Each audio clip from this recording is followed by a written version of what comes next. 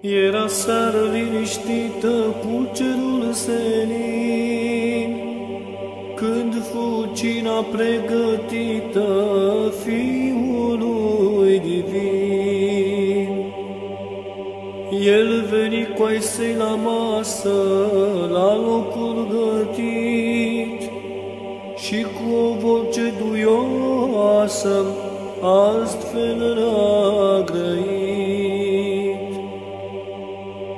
fraților, sosit a ceasul să ne despărțim.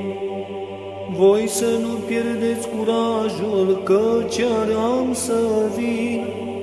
Dar vă spun mai înainte, pentru ca să știți, că din voi unul mă vinde pe 30 de arginți.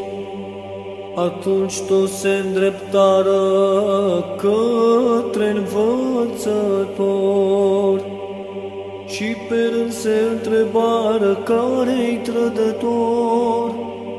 Când veni rândul lui Iuda, întrebă și el: nu cumva oi fi el, Doamne, Fiul cel mișel?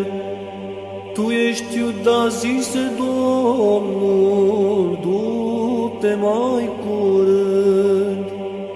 Iată acum sosește ceasul să faci ce-ai de gând. Atunci el îndată merse către acel sobor, unde aștepta cu sete al Domnului omor. Acolo-și vându stăpânul Iuda cel mișel, și printr-un sărut fățarnic îl predă pe el. Ei l-au dus la judecată și l-au osândit, ca pe cruce cu cară să fie